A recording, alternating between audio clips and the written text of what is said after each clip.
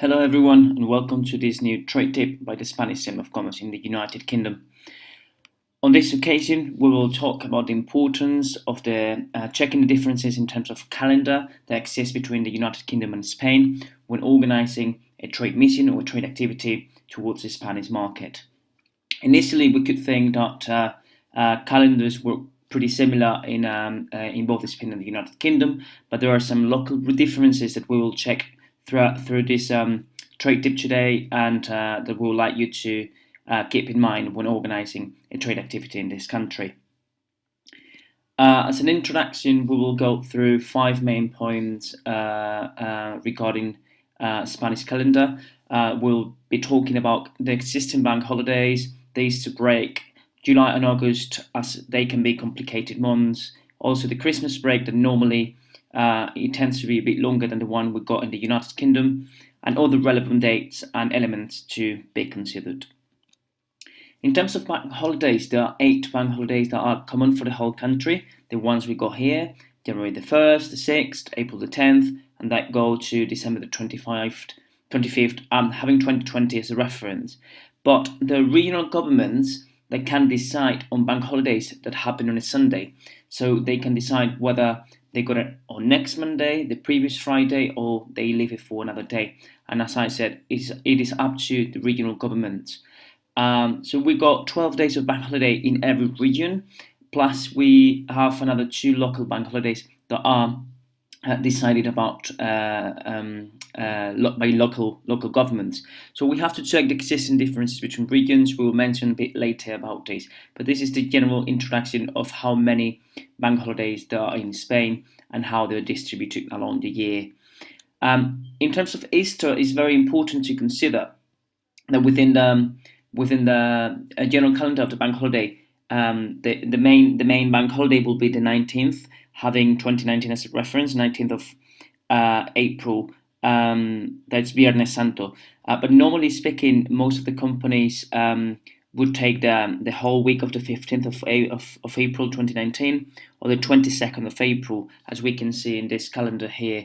So I would not be surprised if I try to visit a company in Spain, a potential client in Spain, and they tell me that they close during these days, or at least working with reduced hours or reduced workforce. So this is something we have to keep in mind, that normally even the bank holiday itself, it's only Friday or the Thursday. I would not be surprised that most companies will be taking a few extra days in this time of the year. So something that we have definitely to keep in mind.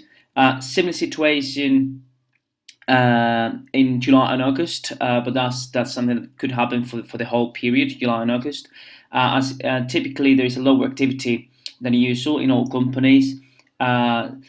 Certain parts of the country are more affected than others. For example, Madrid is clearly more affected by this phenomenon because of the weather as well. Most of the people traveling in these months of the year to the coastal areas of the country, versus example here, the Basque Country, where maybe the weather might not be as hot as in Madrid, and the companies will maybe taking a different approach towards this. But it's quite generalized example, this one. Less people will be available if we're visiting companies, so we have to think about it and about the high chances of them telling us to arrange a visit in June or September, so whether before or after.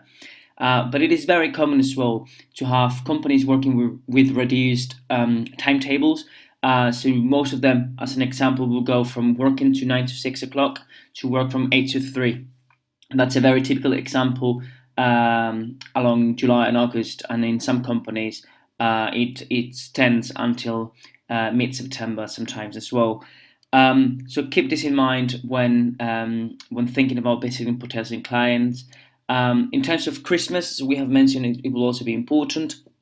We got December the 24th, 25th, and 31st, but also January the 1st and January the 6th as main bank holidays. What normally happens is that the majority of companies take a bit longer break than only just these days. They try to fit some of the holidays of the employees in this time. And even we got the 24th, the 25th, and the 31st as bank holiday. It is quite useful that the whole week is taken here. Having this week of 2019 as an example, I wouldn't be surprised if people take holidays from the 23rd until the 2nd, for example. So these 2 weeks that are shown here in an orange color.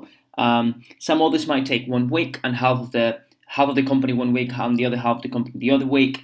But there will clearly be some kind of effects in terms of people available or working hours as well. Something that, as I said before, in the case of Spain, it gets up to the 7th of January, being the sixth national holiday because of the Magic King celebration.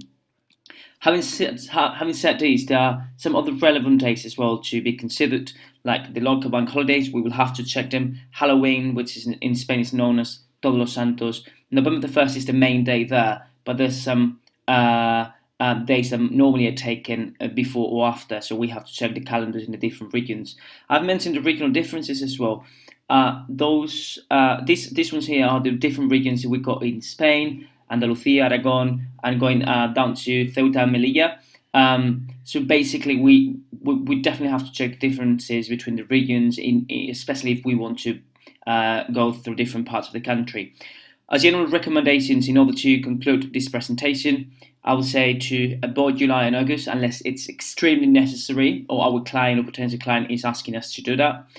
Check the regional differences in order to avoid calendar problems when we are visiting different parts of the country.